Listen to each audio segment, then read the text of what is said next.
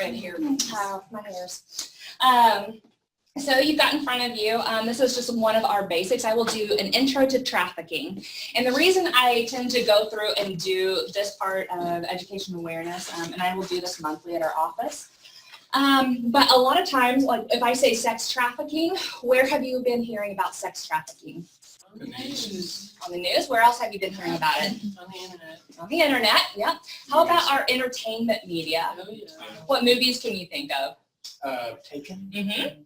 What else? There was one movie a couple of years back had to do with the UN. Okay, yeah. Oh, yeah. I can't remember who. Kate Beckinsale was in it, I think. Yeah.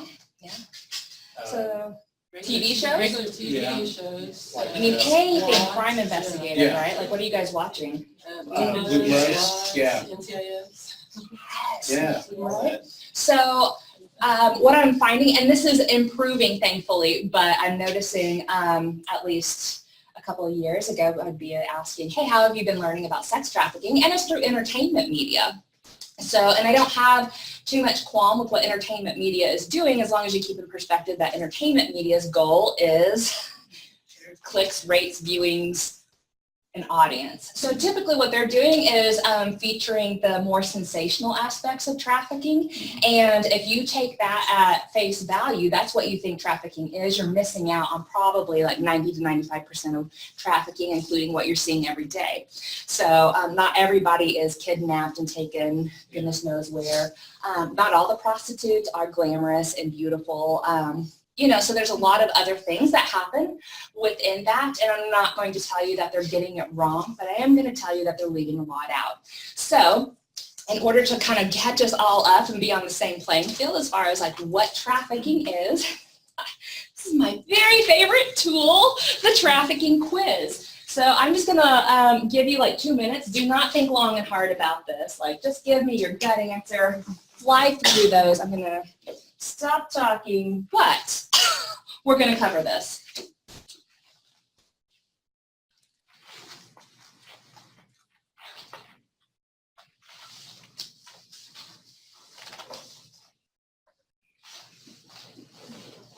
It's tricky. Tricky. This thing.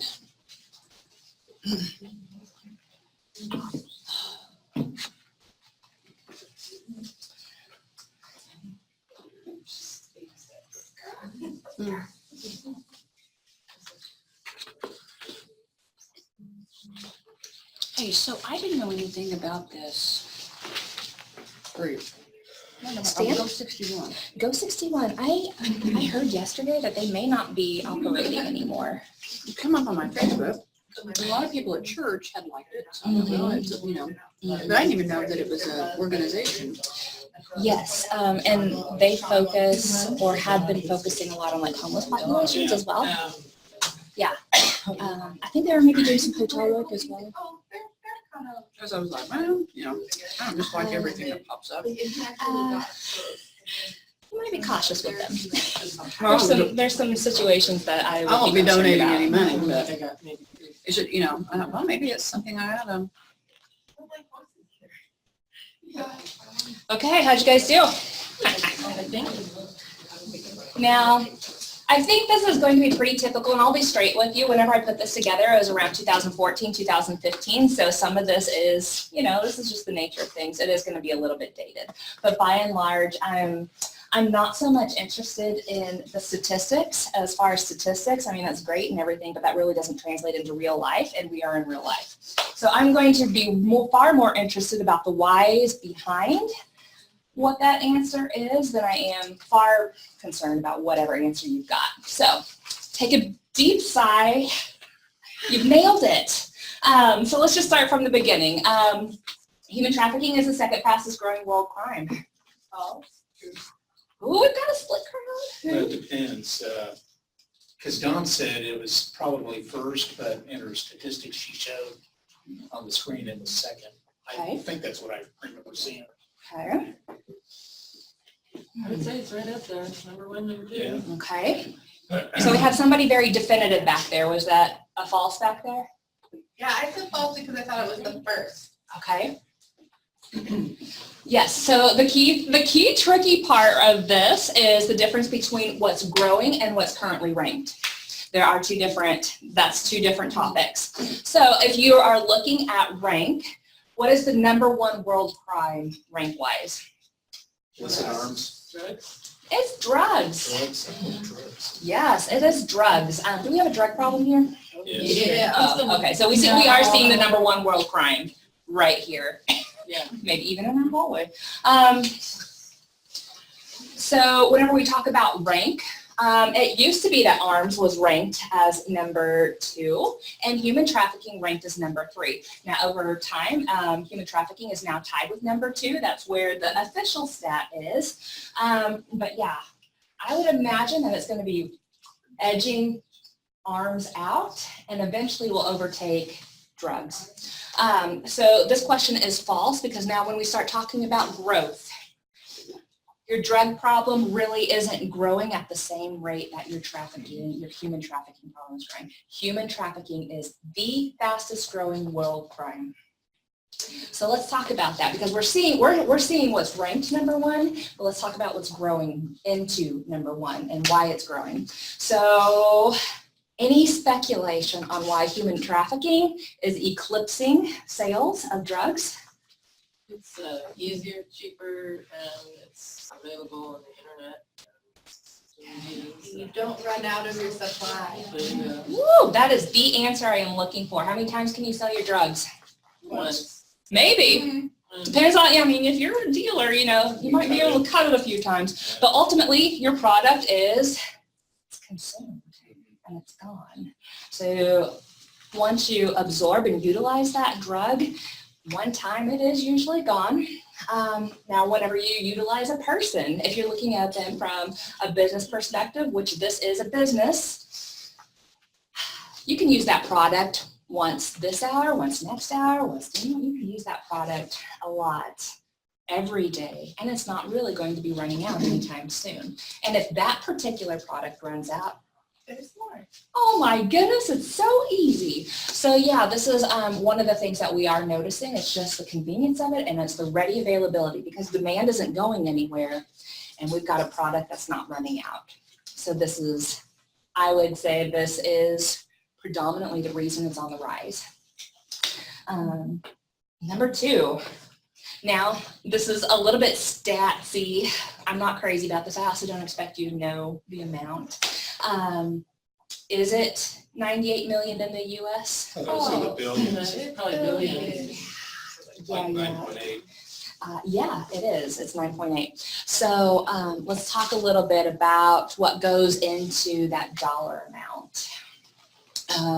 If you have a trafficker, and by and large, especially in this region, we do have some pretty hardcore traffickers, but a lot of times you're going to think prostitution models. So you're going to have a pimp and a prostitute.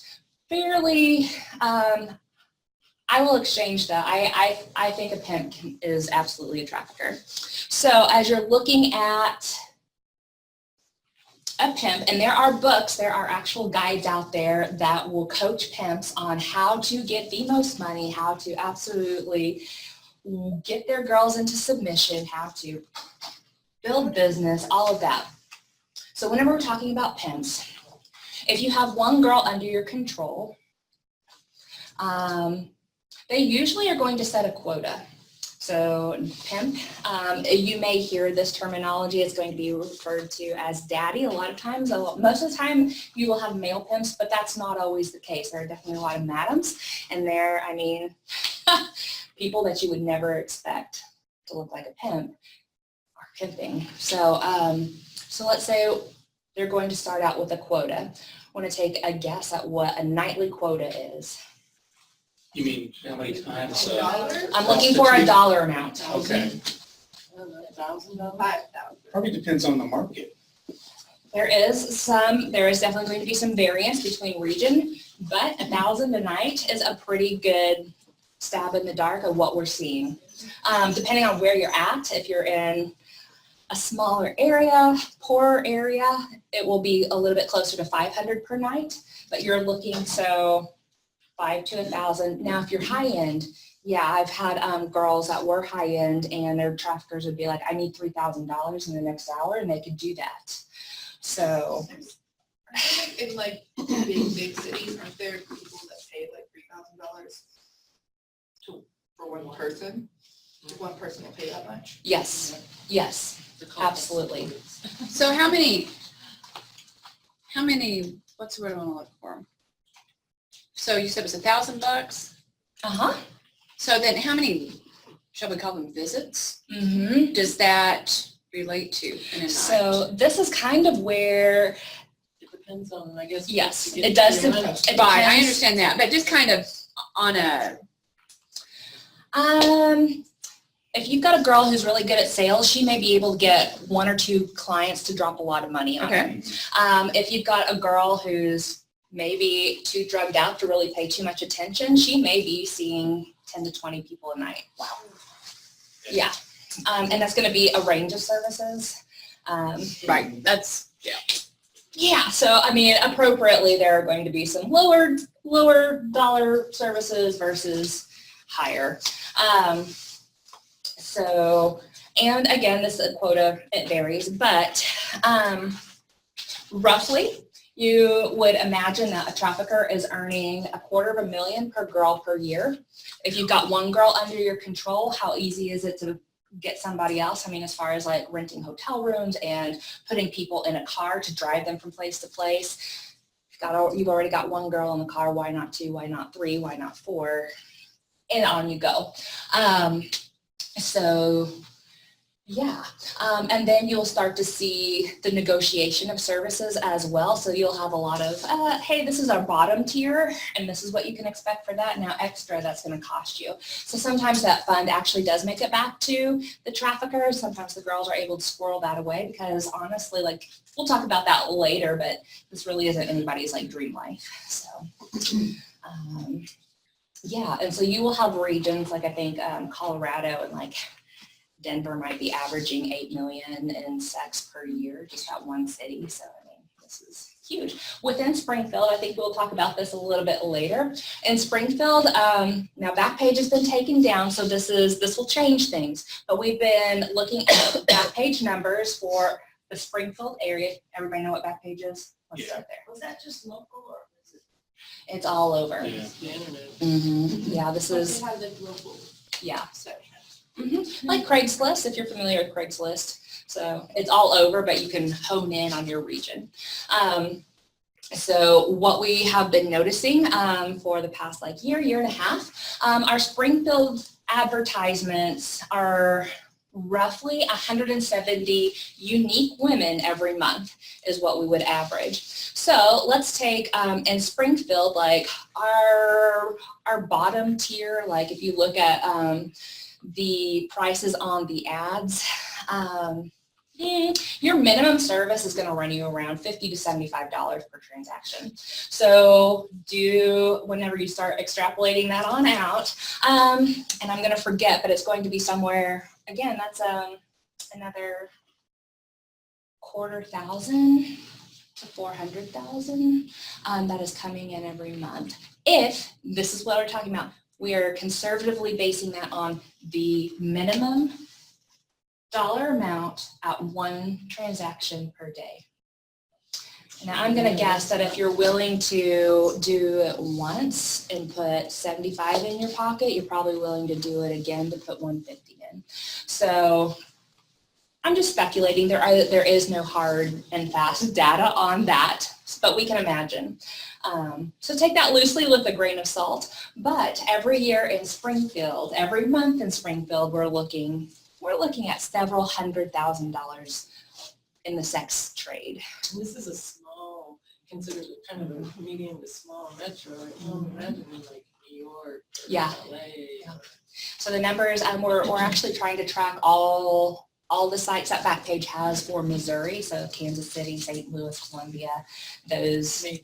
Yeah, so I haven't seen those numbers in a while. I'm not the one in charge of that project, but yeah, we've got a healthy demand, which is, I mean, from a tax perspective, tax dollars. Okay. Okay, so with Backpage being closed, Yes. So, you know, when you were here before, I really, really wanted to go on that page, but then I was afraid that, Yeah. you know, Keep track. yeah, I'm serious. Well, Because I just kind of wanted to see how it was laid out, just because I'm like that. oh, well, you can go into incognito mode on your browser and look at it that way. Backpage, in the past few months, actually since like January, they actually changed the formatting of their ads. So before you would be able to look at it and you'd see anything and everything on there. Well, now they've got it lined out, so like you're not able to look at it through like busty, bosom, heartthrob, whatever's emojis that they want to put on there. And by the way, if you ever look at emojis, those are very the whole language in and of itself. It will tell you what type of sex that they're willing to provide. There's a lot there that is just happening in those emojis. But now, rather than doing that, yeah. Which is crazy because I don't have emojis anything. Oh, well, that is a whole crash course in and of itself, like the sex emojis. Like, Right. Oh, I'm sure. I'm like, I will never look at peaches and targets the same way ever again. And the Greek flag and yeah. Yeah, it's a good time. Snowflakes, oh gosh, who knew? But now whenever you look at Backpage, or as of last week, you would be able to, it's listed by phone number only. So you actually have to go into the ad to see all the stuff. What do they do? Create like a membership? Do you have to be a member or just? It's just the way that you now input. Yeah. Yeah. I would imagine that they have to do that and then trickle on down to, hey, last Thursday and Friday, yeah, it's Friday, I think, the whole thing got shut down, is under investigation. The whole back page in and of itself is complicit. They would go in on the back end and help promote those, change the language. They would actually change the language of some of the ads so that it was actually more explicit. Just some... Definitely not an innocent party, and they cannot say, I didn't know what was going on, our service providing. So, yeah, very interesting stuff there. So, yeah, I mean, and currently, like, as I'm seeing, as we do online outreach from our office, so we are going through, we have a system of, hey, like, we've been tracking this phone number for the last 12 weeks, kind of checking where she is each week, different things like that. So yesterday, we do online outreach on Tuesday. So as of yesterday, I mean, we've got girls who are like, I know I can't hold down a real job because of my PTSD and my nerves and everything like that. There's no way. I don't know, aside from sex, I don't know how I'm going to pay rent this month, and now Backpage is gone. And so, I mean, it's very heartbreaking in a lot of ways. I mean, you don't want them. I mean, this is the crunch. I think ultimately it's going to be a good thing. Does drive things underground. So where we used to be able to find them on Backpage, we're going to have to find where they go now, because they're going to go someplace. Buyers are not going to have any trouble finding them. It's just now harder for us to find them too. So, but yeah, in the interim, this is a rough season for the girls. Okay, man, we're not moving very fast at all. We're on number 3. The average age of entry into prostitution is 18. Oh, good job. Good job. What is it? 14, 13. Yeah. It is, like, I think if you were to Google it, I haven't Googled it in recent months, but last year I know I could Google it and be like, oh, it's 12 to 14. Does that surprise anybody? No. Kind of, but not. It's shocking, but it's not surprising. What's shocking? What is shocking to you? I think it's just the shock of thinking about children being put in that position, but I've run into people who parents have sold them at 3 and 4 years old. And so, like, those are things that, I don't know, but just that. Yeah, so they get some meth. Well, it's just hard to fathom, because you sit there and you say, okay, what was I doing at that age? Yeah, well, How was I at that age? I think because I'm older, I can't imagine. I don't see the Allures? right of a grown man being attracted to a 12-year-old. Well, you know. And, for a lot of and, parents- and a lot of those 12-year-olds still look like 12-year-olds. They're not 12-year-olds dressed up like 18-year-olds because that's what they're wanting. They're Right. wanting a Yeah. kind of a prepubescent. But for a long time, that kiddie porn was big. It still is. It probably. still is. The little Yeah. kid porn that looks Yes. like, there's no pubescence or hair or anything, but that's what. So, I just can't imagine, but Yeah, there's a whole crazy underground sexual preference. Whatever your preferences are, there is. You can find it pretty easily. So one of the things that I think about, that I want to talk about this, is vulnerability. Because if we're looking at this from the perspective of predator and prey, is it an accident that younger people are being lured in? No, Why is that? because I think they saw that naivety, the vulnerable, and it's easy for someone to come and say, like we were talking earlier, I can be your everything Yep. that you don't have in your life. So Yeah. What kind of needs do you have when you're 12? clothes. Well, you get your basic needs, but then you want other things as well. Want a phone? So Yeah. tangible, what about the intangible needs? What's going on emotionally when you're a kid? Well, you're getting your hormones out of whack. Yeah. Love and support. Self-esteem. Cared about and Developing supported. identity as well. Who am Yep. I? Yeah. Yeah. Now I'm going to say that your trafficker is going to know all of those, and it's not by accident that they are pursuing somebody who is experiencing all that flux. Hey, I have a lot of need, and honestly, a lot of my need is pretty easily met. When I'm 12, I am very happy with the McDonald's meal date. Now, when I'm 40, McDonald's for a date is not going to cut it. It's just not. So, a lot of vulnerability, a lot of, hey, are you going to be, if somebody comes and approaches me, I'm going to be pretty like aware.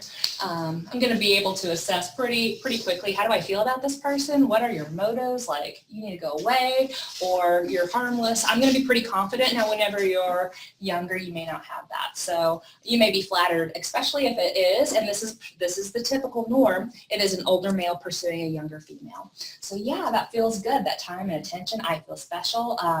I feel seen. Yeah, now if I'm being bought anything, that feels special too. Like if I've got, like I think about Joplin, see a lot of designer jeans has been the trend in Joplin in the recent year or two. So yeah, if I'm getting a pair of like $200 jeans, I feel dang awesome. And he really loves me because my parents aren't going to do that. You know, I get my little Gucci handbag. There is no way a 12-year-old should be like dropping $800 to $2,000 on a purse, right? Yeah, so it's just that easy. And then, hey, how quickly can that trafficker recoup that $2,000 that he invested in his product? In a week. Within a day. night, Okay. 2 days. especially if she's good. Yeah, and the younger she is, and again, there's a higher demand because, hey, and you'll see the code language too, fresh, young, naive, innocent. Those are all code for minor cells. So, yeah, like it or not, that's the reality that we would get to look at. But, yeah. So there's just the ease. I would say predominantly. Now, this is an average, so of course you're going to go much younger. So, yes, we all have the stories.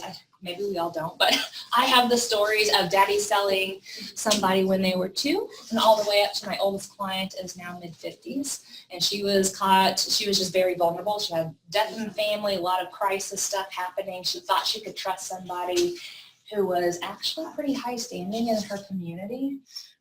Trustworthy, turns out he wasn't trustworthy. So there's a whole lot of manipulation that can go into that. So yes, this is an average. just bear that in mind. But what I do want you to focus on is vulnerability. How vulnerable is somebody? That's really what we're looking for.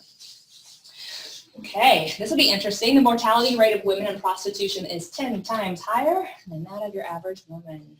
Okay, what goes into that mortality rate? Drugs, not the lack of medical care. Mhm. STDs. Yeah. Mhm. Just dangerous situations. Yeah. How much hope do these ladies have? Probably I've talked about abuse, like who's the abuse coming from? I'm assuming this is physical abuse. There's other From abuse. the not. traffic. Yeah, and then the Okay. So definitely, I don't think traffickers have the reputation of being like warm, fuzzy, cuddly teddy bears. They're just so sweet and nurturing. No, that's part of their manipulation and control tactics is force and physical violence. What are their clients doing? What's the mentality of somebody who's buying sex? Well, it's disposable, Yes. because they're paying for it. It's just as if they went out and bought a steak or Yeah. something that they could just throw away later. Mhm. Yeah. Are they engaging with a human being? No. No, they're not. So this is a disposable commodity. And if I pay for it, it's mine and I do what I want. And interestingly, we'll get down into porn later on, but I think a lot of what we are seeing, porn kind of directs its viewer into the actual purchase of sex. So we'll just jump into porn right now. What are the two top selling themes that porn is really just going to town with? Girl on girl. Hmm? Girl on girl? I mean, I was I don't know gonna what say you're talking about. minors and probably some kind of controlling, Domination. crazy dirty stuff, BDSM. Very close, yes. What is selling and getting the most money is youth. So the younger the girl appears, the more money that whatever it is, medium, if it's a video or if it's a still shot, the younger she appears, the more money they're going to profit. The other trend is violence. So violence in sex is being taught as the norm. Particularly, this is not just across the board violence, this is especially violence towards women during sex. So as you're looking at that and think about our culture, like what's the average age of viewing porn now? I'll even Probably take a a whole whole lot lot. younger than we think. 12 or 13 in my head. Let's go. Oh, 10. It's right around 9.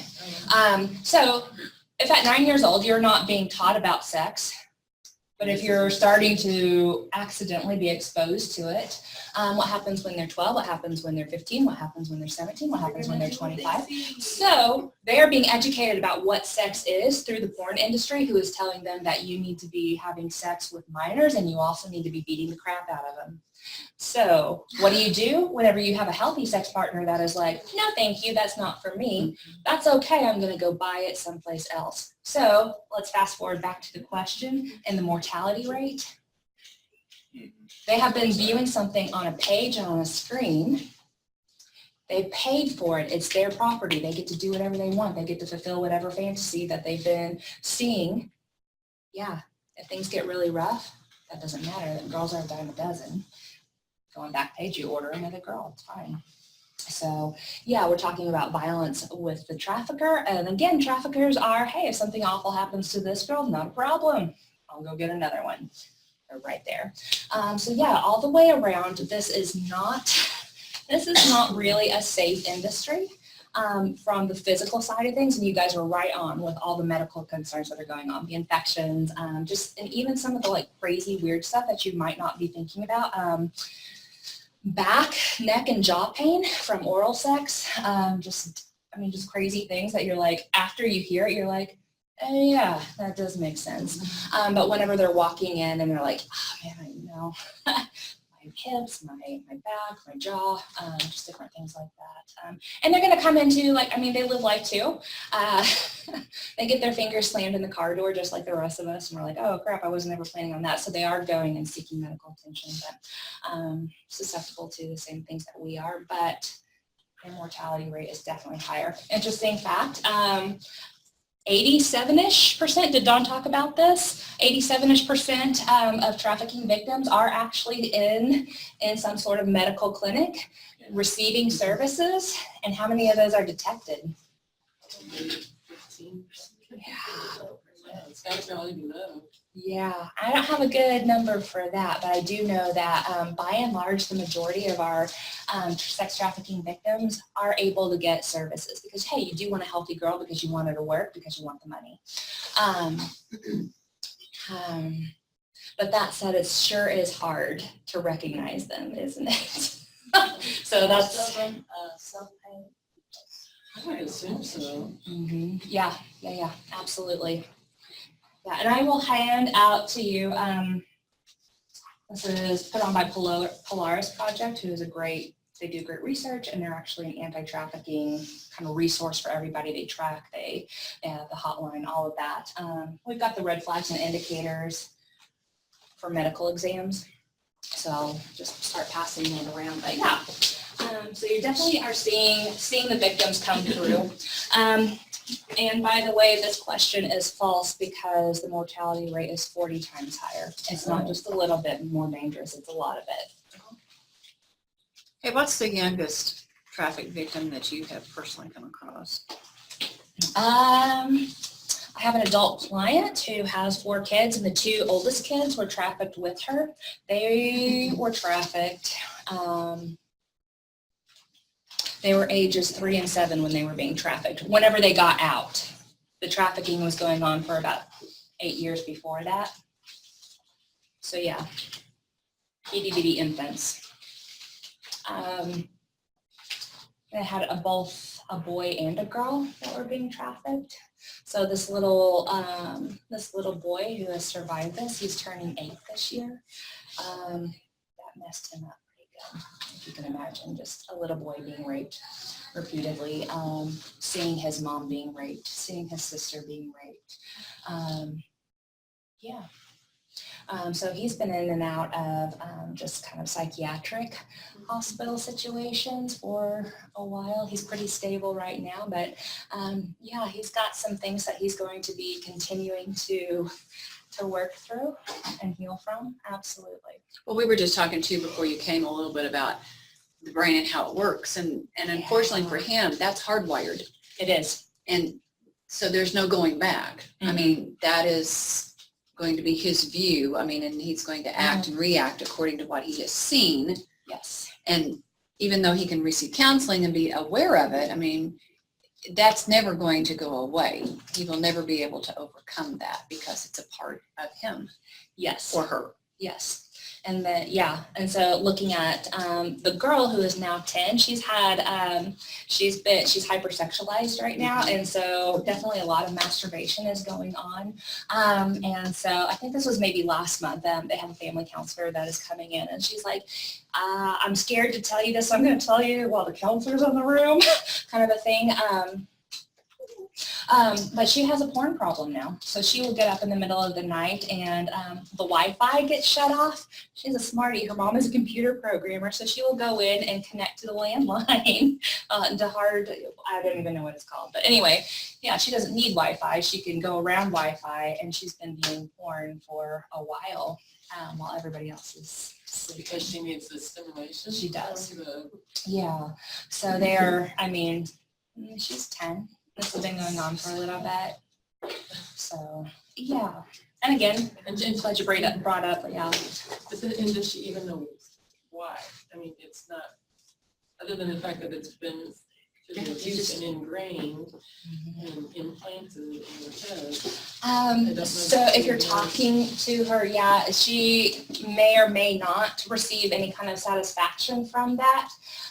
But that is it's a go-to coping mechanism for fill in the blank, like I'm bored, I'm sad, I'm angry, And this makes me feel better for a moment. this is my normal, and that's the other go-to part, this is normal life.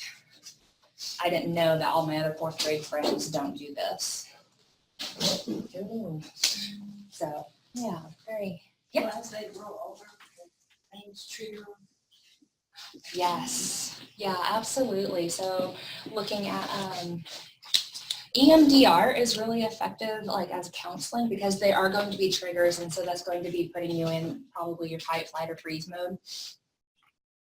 Did I say that right?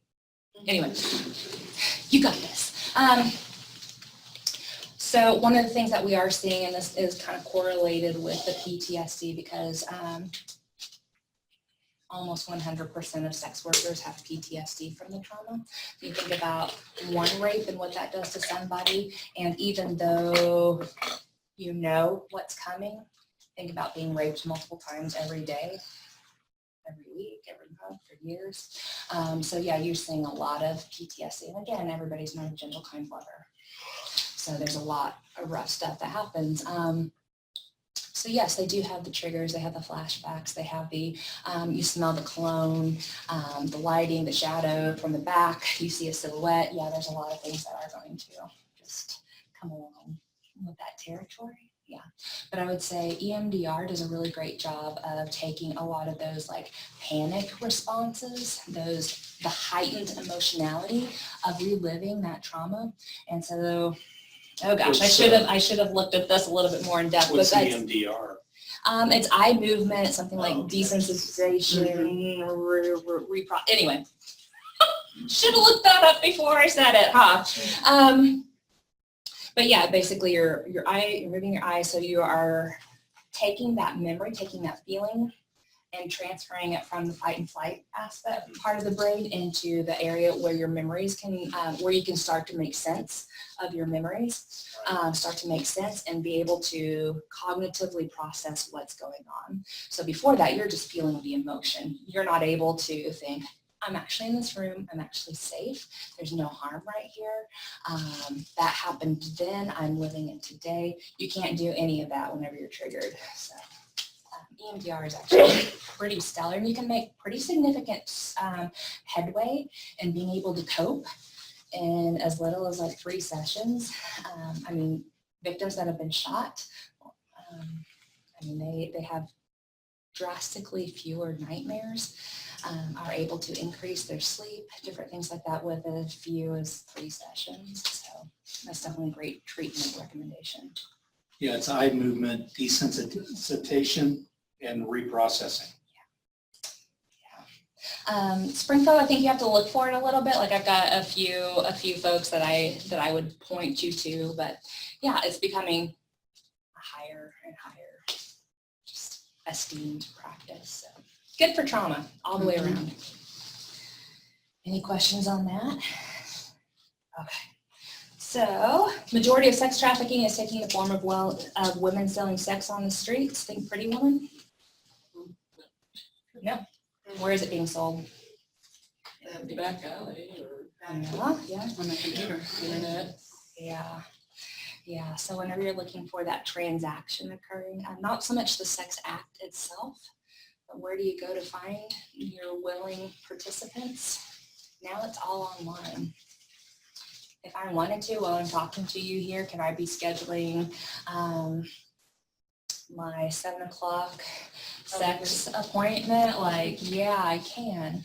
It's so easy. So, no, you're not looking towards the streets like you used to in order to find sex trafficking. There are still those areas, absolutely. I can think in Springfield of like where I am seeing that happen. But by and large, it's so much easier to go online. Tell me why it's easier for a buyer to go online. Anonymous. What else? You can choose what you want to. Absolutely, it's catalog. What else?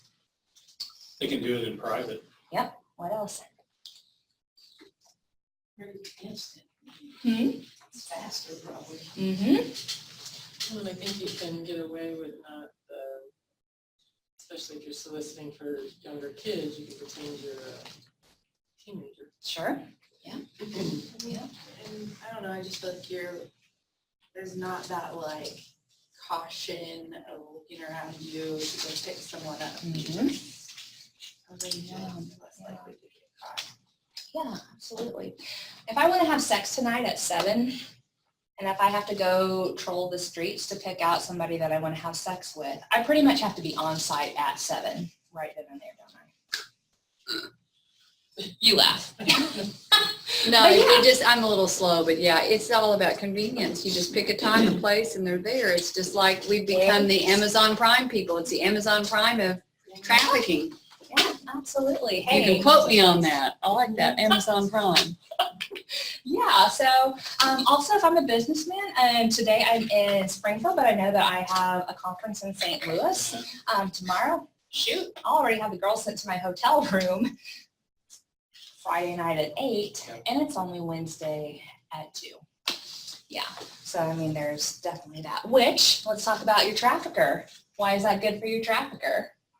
Scheduling. Yeah. You can get Get more the maximum amount, you don't Yeah. waste all that time waiting for someone. Yeah, absolutely. You're no longer dependent on somebody like physically needing to see and choose and pick from what's there. It's all done online. So yeah, you've got the whole spectrum. Plus you can keep track of how many things. Mm-hmm. Yeah. Oh, and then, yeah, I think this goes back to the buyer, but I often am thinking through like, oh, well, what am I in the mood for tonight? 1 girl, 2 girls, young girl, mature girl, busty, slim. whatever race or And ethnicity. Whatever they want. Yeah, absolutely. So yeah, it's Amazon Prime. Well, and it's the flavor of the day too. I mean, one day it's one thing and another it it is. can be something different, just whatever fits your mood. So, and whenever we talk about trafficking, and I think this goes into the next question about the legal definition, I think whenever we hear traffic, at least my tendency is to assume that yes, there must be movement. There must be like a shipping of product. And so that kind of goes into, well, if she is a product and I do want somebody new every night, I better be moving around because my current clientele, that same man that is looking online and purchasing every day, he's going to be bored of me in about a week, tops. So, hey, I need to make sure that I run the circuit. So moving around. That does not mean, that is not part of the definition of trafficking, but as a natural byproduct, yeah, we are seeing a lot of circulation. So a lot of reasons for that, to avoid detection from law enforcement. But predominantly it's because your buyers are always looking for fresh product, always wanting something new to satisfy. So, yeah. So let's go into number 6. Sex trafficking only refers to those who have been kidnapped and transported across country lines in order to provide sex acts against their will. I hope you said false. This is like blatantly false. But let's talk about what the legal definition is. And again, this is legal. This there's a lot of, I think, gray area outside of legal. So I don't work for a legal office. So I see things that are outside of this legal definition that I kind of value as, yeah, that's trafficking. Yeah, that's definitely exploitation. There's something there. I don't need a legal definition in order for me to provide you services. So let's start out with, and this is when you can go ahead and flip over to the back because it's teeny tiny print and it's written out. There's going to be a lot here that I'm going to walk you through pretty quickly. So we're looking at number 6, the Trafficking Victims Protection Act states that sex trafficking is where a commercial sex act is induced by force, fraud, or coercion, or in which the person induced to perform such an act has not attained 18 years of age. There's a lot there, so let's start at the beginning. What's a commercial sex act? Sales, Okay. On the exchange. transaction. Well, an exchange of goods for a service. Yes. So yeah, we don't stop at money. We are looking at goods, money, service, different things like that. You're looking for a commodity in exchange for the sex act. So let's think about homeless populations. Let's think about rare breed really fast. If you have a youngster who is pretty desperate, very vulnerable, are they going to be willing to trade the opportunity to sleep on your couch for sex? Probably. Maybe. Depends on how cold it is outside. Yeah. You sound like you're familiar with this. Yeah, I used to go to River. Okay. All right. So yeah, this is something that you probably have seen several times going down. It's like, hey, if I am desperate, like I am looking for some probably basic necessities in life. And if I have to let you have my body in order to have access to food, transportation, shelter, yeah, that's a really vulnerable population. Like I think about homeless, even selling medication. I've definitely seen that. So yeah, we're not just talking about the exchange of those crisp $100 bills. We're looking at, hey, and just like Daddy selling that 2-year-old to his friends, what was he selling that 2-year-old for? Yeah, so sometimes definitely money, but a lot of times drugs go into that. So yeah, I'll sell my child because I want my next fix. Yeah, it's easy for me to sell her than me. So yes, we're exchanging goods, commodity, service, dollar amounts for the sex act. Now, here's, this is an important part of the definition, is force, fraud, or coercion. Legally, you used to have to prove all three. Now you have to prove just one. Force, I think we all understand. We see that. That's where we're seeing it in the entertainment media quite a bit. It's kidnapping. There's the, oh, I'm afraid that my child is going to be picked up. And sure, that happens, but I'm going to really focus in and encourage you to look for the other two, the fraud and the coercion. Tell me what fraud is going to look like in sex trafficking. Promise one thing and then it Yeah. turns into something else. Mm-hmm. There's the deception. You have any concrete examples for me? Would that be like a good paying job or? Yes. I Mhm. like to use the magazine sales fund. We kind of talked about that earlier. Just, I mean, because we go to River, that happens every summer. Someone will come into town and say, I'll bring you to California and I'll give you this great life if you come sell magazines for me. Absolutely. And then they never come back. Yeah. So what's the fraud part of that? Most likely not going to sell magazines. Okay, yeah. So, and a lot of times, like we are seeing, one of the gals that I worked with in San Diego, she was homeless, living out of her car, but got a job as like a receptionist. And so that was all well and good for the first week.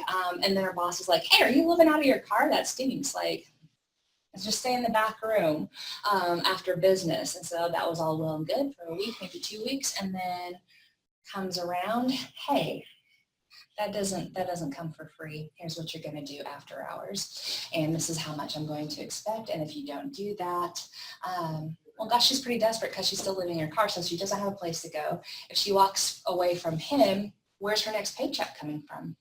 So where are her meals coming from? There's a lot of uncertainty there. And I think a lot of us, if we're healthy, if we've got, if we've got our community around us, if we have resources, if we have friends and family that are going to care, if we have escaped being victimized in the past, yeah, we're going to say, oh, heck no. I'm sorry, I'm out of here. Now, she doesn't feel like she's got a lot of choice, so she goes with that. So yeah, that was kind of her story. I thought I was walking into a perfectly legitimate receptionist job, and lo and behold, I'm being trafficked by my boss, and working during the day as this and working by night as this. So fraud. What about coercion? I'll buy you something pretty. Okay, what else? Yeah, because definitely the feel goods work. What about the not so feel goods? Or if you don't do this, then I will. You mean like violence? Yeah, the threats that start coming in. So I talk about fraud with the girl who's taking the receptionist job. One of the things, what do you do whenever you apply for a job? And for that matter, what do you fill out once you have the job? You fill out the applications, the W-2s, Mhm. Social Security, everything. Personal information. Yeah, so odds are everybody's probably getting like direct deposit. So there's your checking account. Hey, you got your Social Security, that's on there too. Who's your emergency contact? How do we get a hold of them? What's your address? What's all there? What does this girl have at home? She's homeless, but does she have family? She has a little sister? That's okay, girl. You don't even worry about this. You go on, you do whatever you want to. But I know where your little sister is. Think about that. So, and does that work? Who knows if they're actually going to follow through on that, but does that work? Are you willing to take that chance, especially if you're young and vulnerable? Yeah. So, force, fraud, and coercion. So you're looking for that bait and switch. Something that I'm seeing on college campuses, a lot of revenge porn kind of going on. Anytime like there's kind of something sexual that's either being filmed or Snapchatted, if there's an image someplace. So the revenge porn side of it, hey, maybe you just have a nasty breakup and that's really embarrassing and unfortunate and that should never happen, but that's there. Now what happens if you're a trafficker and your sole intent in life as a business person is to get money? How are you going to, I mean, what can you do with that? Let's just like put on our criminal masterminds and think, I have an image of a naked girl in a probably compromising situation, and how do I get money out of this situation? So think about that, because I'm seeing this on one of the college campuses as well. Had a recruiter talk to a 19-year-old, this has been a year ago, November, promised her something like starting out $250,000 a year if she would move to Canada. She auditioned in a video. She's a strip club girl too. So the idea that somebody's going to be looking at her and kind of rating her moves or her body, that's pretty familiar to her. That's normal. But as she's listening, she's being enticed in because she wants the security of money. She's been raised in a household where there's been a lot of domestic violence and abuse growing up.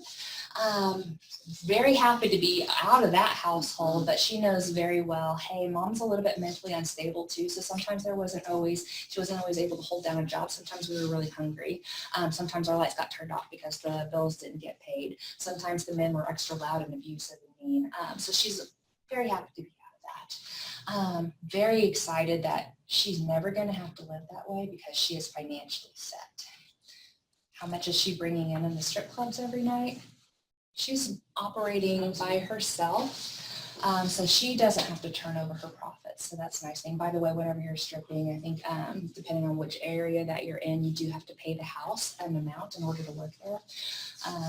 But by and large, she's in control of her finances. She's a high-end girl. 2 summers ago, her goal was to always have $10,000 in her checking account every day. Was she earning $10,000 every day? Usually not. But she could sustain that. She was pretty good. So get in front of the trafficker, and he's in Canada, promising her $250,000 in year 1. Beautiful house. There's this. Yeah, she's 19. She's going for it. She's already experienced a lot of abuse. She's used to her body being objectified. And then she started getting a little bit uncomfortable because they're asking about her friends and family. What do you want to know about my little sister? What do you want to know where my parents live? Yeah, so that quickly grows into, well, we've already got the imagery. You're going to do it. Or, hey, now we know where you go to school. Now we know who your parents are. Now we know where your little sister lives. So that was a fun case. Homeland Security got involved in that. That did have a happy outcome. But yeah. So there's, the force, the fraud, and the coercion. There's a lot that can be done. And so I'm assuming that this person was arrested and convicted. Well, I don't always get the follow-ups on what happens. So in that particular situation, there was a little bit of negotiating. She's like, no, I'm scared, I'm out. And so the law enforcement officer, he's been doing this probably for about 20 years. He says, hey, kid, if you're okay with this, will you go back in and say, I've decided that I want to renegotiate the price, but I have a daddy and he's going to need a cut. If you're willing to talk to him, we can work this out, but he's going to need to talk the money with you. And so he's like, okay, thinking that through. I mean, she's going to be high end. She's going to be a money maker. So our Homeland Security guy goes under, and I get the abbreviated versions of what actually goes down, but in my email. So I contacted the gentleman and kindly persuaded him that he was best to leave this girl alone. He needed other opportunities elsewhere. So I don't know exactly what that conversation looked like. So that's step one. He's making contact. Friendly discussion, no. He just so happened to be going and training in Canada the following week. And so he was able to turn that over to his Royal Mounted Canadian friends. So I don't know the outcome of that, but the gist of what I have heard is that it was pretty positive. And That's good. yeah. Obviously, it wasn't his first time No. drawing across borders to No.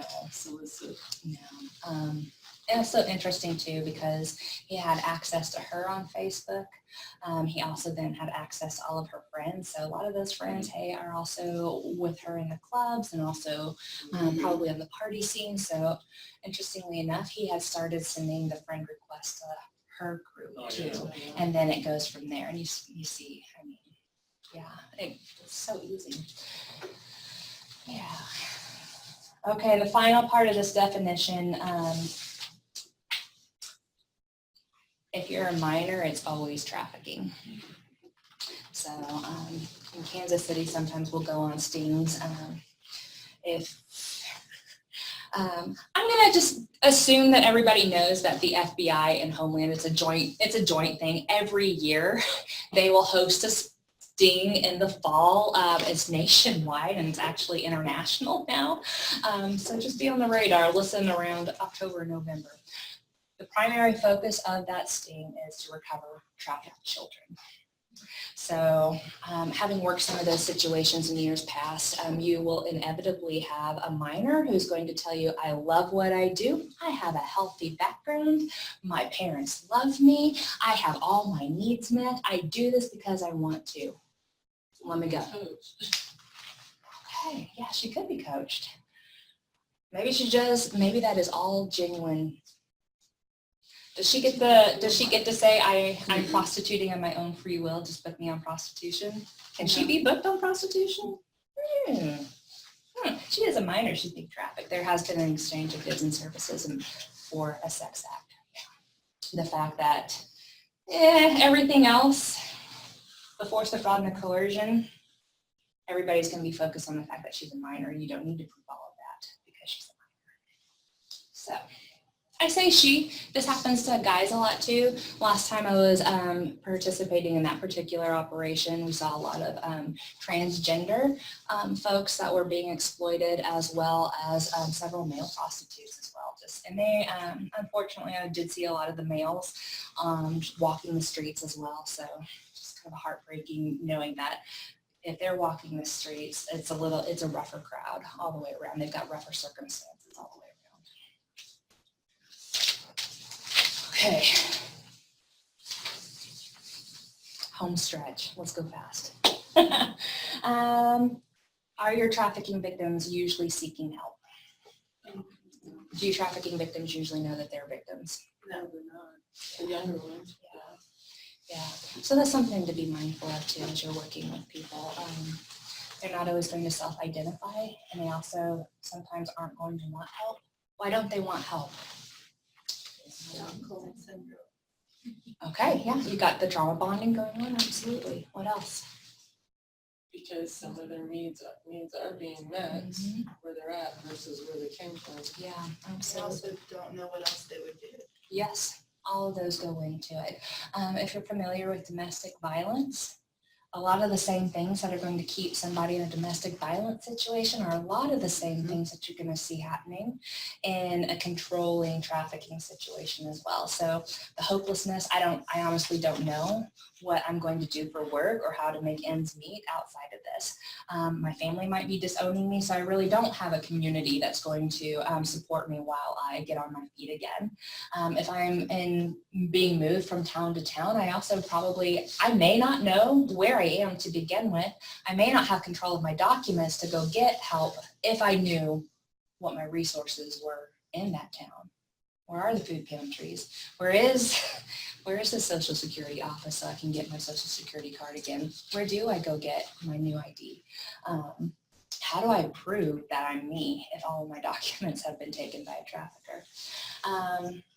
Yeah, and man, he loves me. Sometimes this is some bad stuff, but he loves me. So there's a lot of that going on. And also the fear side. I am petrified to leave because the last 3 times I've tried to leave, he beat the crap out of me. Yeah, so there's a lot of why you're not seeking help. And also I would say there's the brainwashing that goes into that. If you have somebody who is trafficking you, who are they going to believe? You're a dirty whore and I'm a businessman. You're crazy because P.S. I've probably gotten you hooked on drugs, and because of all the trauma that you've endured, like you broke this area in your brain has gone offline. You can't tell a complete story because of the trauma that you have endured. So yeah, you sound like there's definitely some situations, like you just don't sound like you're credible. You don't. So if you're talking to a police officer who is not trauma informed, you're going to have a hard time getting help. And by the way, police officers, they just want to put you in jail. You're a dirty whore. You're prostituting. That's a crime. Me? I'm a smart businessman. Good luck with that. So yeah, there's that ingrained, you don't trust anybody. Nobody is really here to help you. I've had some of my women tell me that their trafficker would be like, oh yeah, absolutely, go check into Harmony House.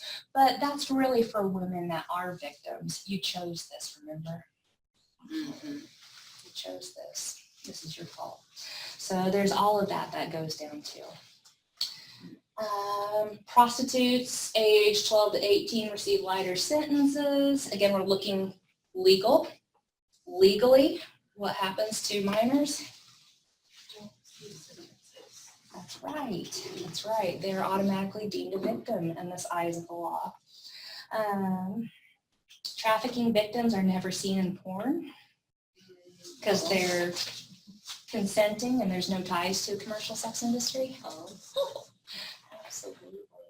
So we hit on this earlier. We hit on what some of the selling points are within porn, and a lot of the same stimulation that you're getting from your addictive drugs is also happening in your brain through the absorption of pornographic media.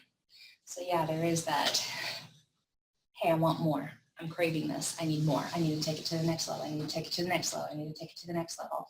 So yeah, is everybody who views porn going to end up purchasing sex and becoming? No, they're not. However, there is enough of a correlation to see what happens with the exposure of pornography. It's a pretty dangerous path.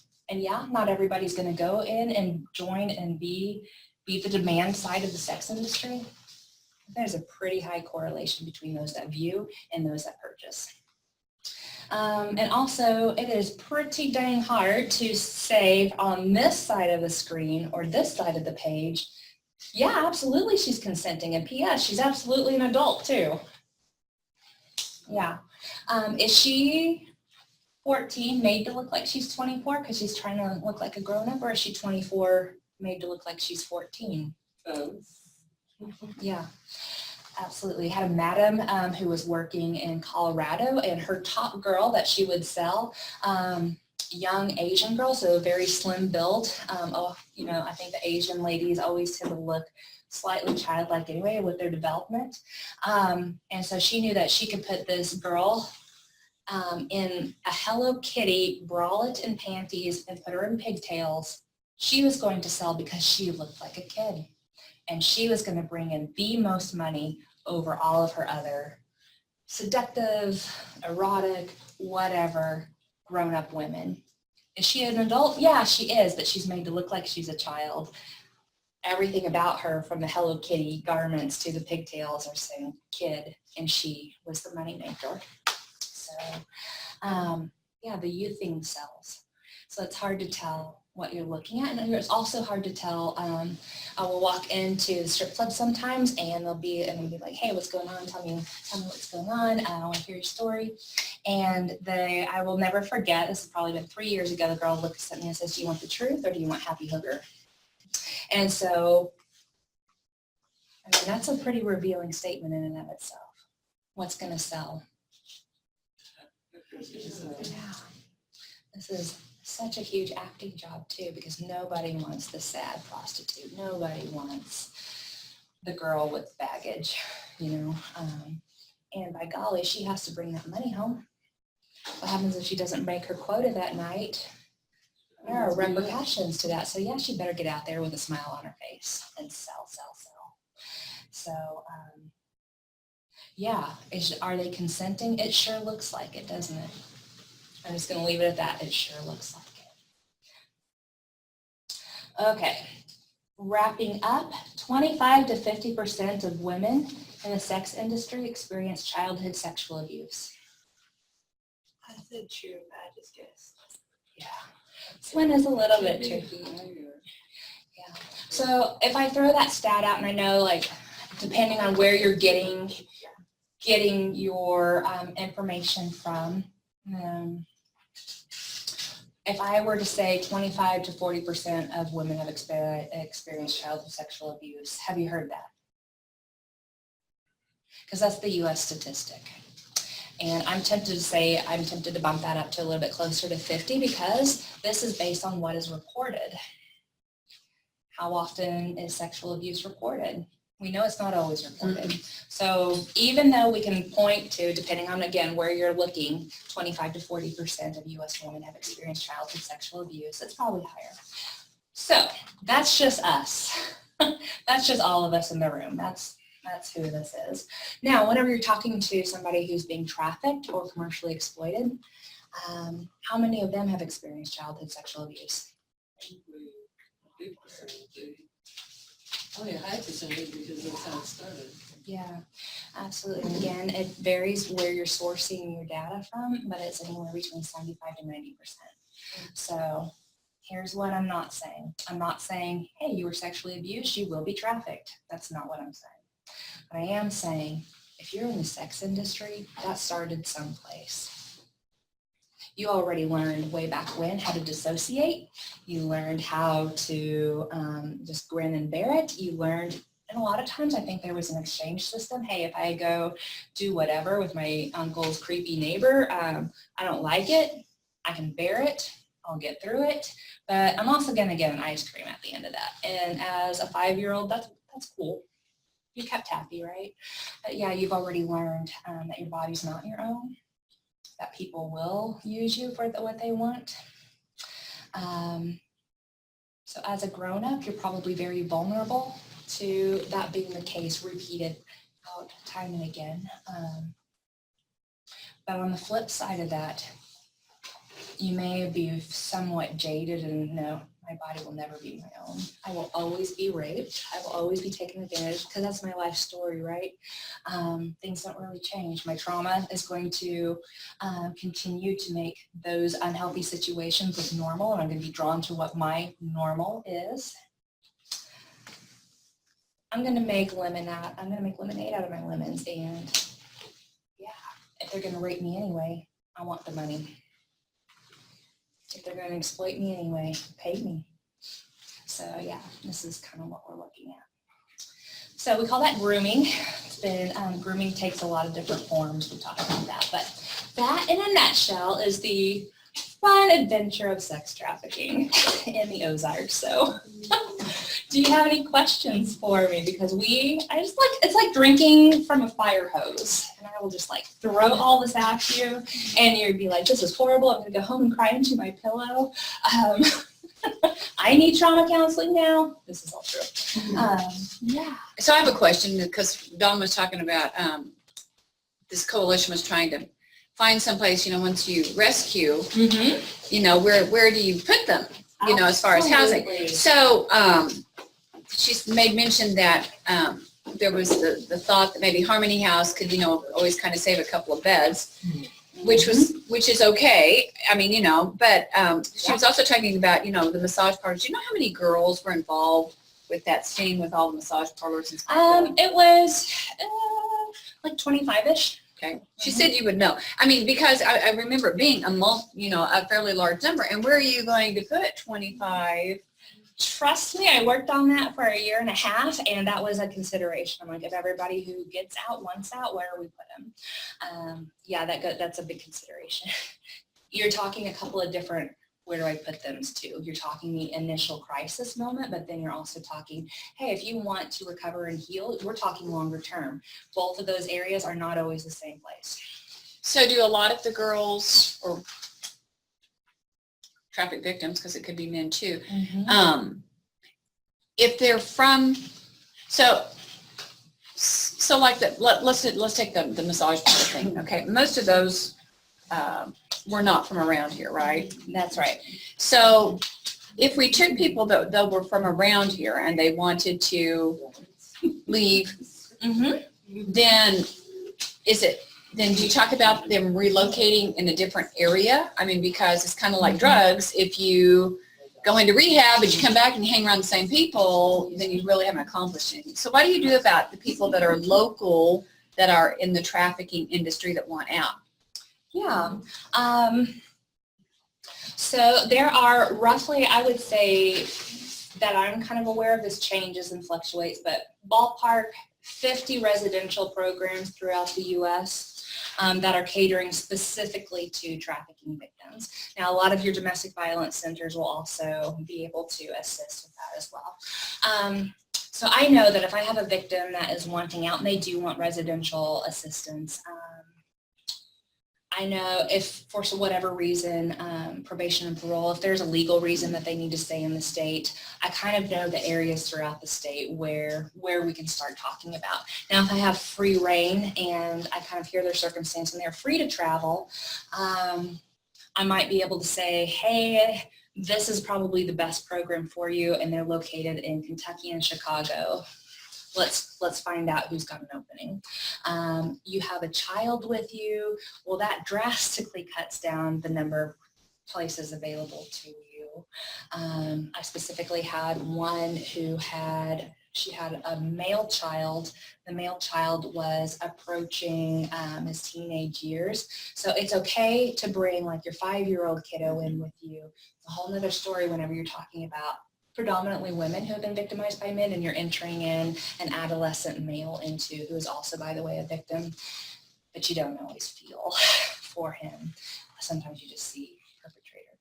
So yeah, so there are those places around, and I will say, like, it's hard to find some of those. Like, you'll Google, you're probably never going to come up with an address because most of those locations are safe houses, but you'll hopefully be able to get in the front door with, hey, this is our program. Click here to get into contact with somebody, different things like that. Did that answer your question? Yeah. Mm-hmm. And I know from time to time I've done some short-term things locally while working on a longer-term plan. So, and this usually, unfortunately, like the crisis moment is usually pretty urgent right then and there. And unfortunately, just we don't have the resources. So negotiating. I spent a week and a half negotiating that California safe house, only to find out that they don't have room after all. So at the same time that I was checking California, I'm also checking Chicago and Texas and Illinois. By the way, that place went on vacation for a week. What? No. This is a true story. I've had that happen. So I'm like, can somebody, anybody? Yeah. So, like, when we do have, not we, but Mhm. when there are victims who aren't from this country, and they just get sent back home and dropped off, and Usually not. Interestingly enough, so as I work with Homeland, Homeland very rarely has interest in deportation. They don't. They are going to see this by and large. They know that there's victimization happening. Now, if the folks do want to go, I'll take one and scan it. So, there might be some family, like, not everyone's family will accept them. this is true. So the last time there was a sting in Joplin in February. So 3 locations were raided. There were 7 women recovered. 5 of those went ahead and stayed with us and received services. So, but all 7, I think, we provided transportation back to where they needed to go, where their community was. So I mean, we kind of like go through. We're not just going to be like, oh yeah, you want to go back home to your trafficker? you go, great. So we do kind of go through, there's a little bit of a screening process, like, okay, you want to go here, what are your resources that you're going to? But yes, by and large, so I know like some of the women ended up Chinese nationality, so yeah, it's a shame culture, so if they go back home, yeah, they'll never talk about what happened here, and they're not going. Or they won't have any support. Right. Just be dropped off. Right. There's sex trafficking. I would say LA and New York have pretty great programs for specifically Chinese women who are coming through. Don was talking about that, don't know what the word I want to use, but there were a fair amount of Russian immigrants that are being trafficked here. Yes, yes. Keep your eyes open on that.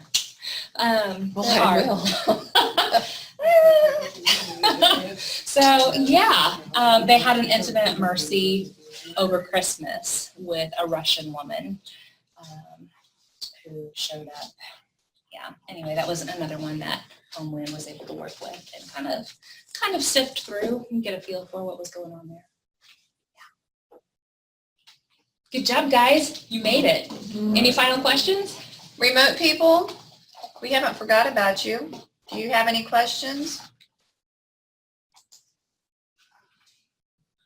Were you able to hear Timmery okay? She kind of I soft-spoken. know. You're real Yeah. quiet. Okay. This isn't one of the things that, No, I Okay. didn't include a PDF of okay, I will scan a different, she's left us a pamphlet. I will scan it to y'all, and that way you'll have everything that we have here in class regarding that. So, And that final item that I passed out to you, this is an assessment. You only need one item in a column in order to say she's likely that's likely a victim. So this is a quick and dirty.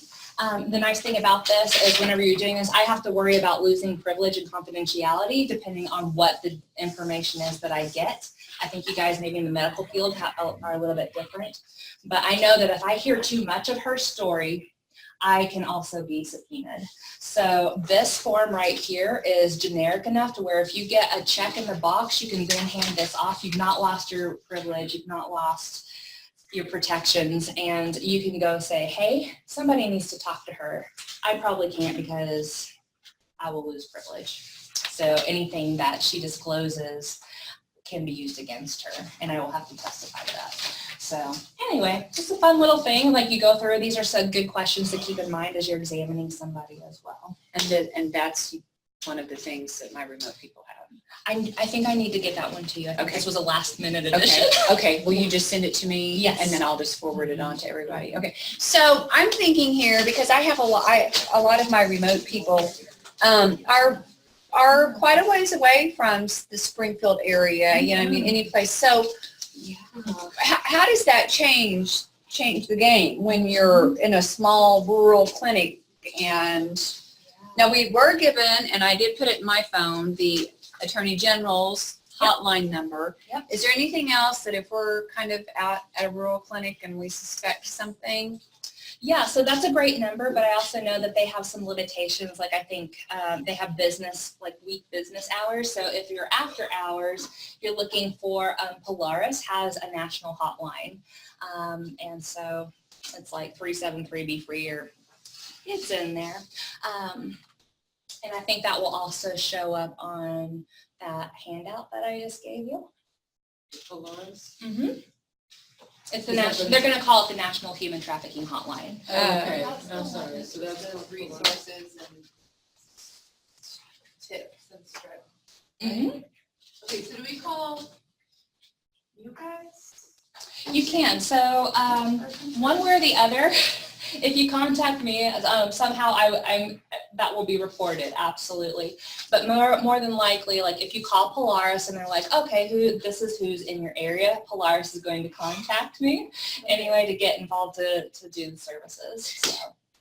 Okay, well, wait a minute. I'm just trying to find, because I have these in my, so if I gave you, would you know the human trafficking number? Is this it? Oh, it's in there? 888-373-78. Is it in there Yeah, somewhere? resources and referrals. right Yep. there? Yep. Yeah, okay, I've already got it on my phone. Okay, because I told him that I think it's a good idea to put It is. in your phone. It And then that is. way you've always got it with you. Okay. Just making for sure that we were talking about the same number. Yeah. Okay. All right, so nobody has any other questions? I know it's a lot. This is always a day where I just, if I were a smoker, I just have to leave and Right. smoke because I cannot, I honestly cannot wrap my head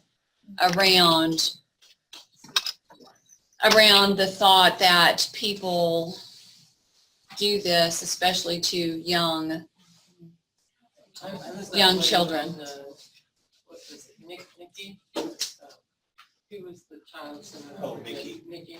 Yeah, but child advocacy, we have Mickey come from child advocacy, yeah. So, And but I was like. yeah, so that people would willingly Right. hurt a small So child. on a form like this, it's just a simple intake kind of form. Mm-hmm. And you were saying if they just meet one per column, is it multiple columns have to be kind of met or like 2 out of 3, 2 out of. Yeah, I think you're going to need one in each column. At least one thing that kind of. And this was actually provided, we were able to adapt this from attorneys, so. That's kind of what they use to be able to go prosecute. This is a starting place. This is like where you're starting to see if there is enough of an indication This would be that enough somebody needs to to- talk to this person more in depth. Okay. Yeah. To get a case open. Prosecuting, by the way, is really hard because we have a lot of folks that are really scared of law enforcement. There's a lot of shame. They don't want to tell their story. Well, and then if they gotta face their accused, I mean, they gotta face. Absolutely. They've So, got friends all over. so of the women that I work with, and there are ones who do want to say, like, I would love to see if legal prosecution could happen, and they will take their stuff to the attorney, and legally, it's not enough. And I can't tell you how sickening that feels whenever the attorney is like, it's indeterminate. We don't have the data that we need to declare you a trafficking victim. Which is sad, because then they feel like you just failed, like. Yeah. Just another Reopened all that chink in trauma, the- reopened all of that, and lo and behold, now you're Somebody telling me else I'm not got even a it. good enough victim. Right. Crap, man. That's what I say. Anyway. All right, well, thank you very much. Isn't this fun?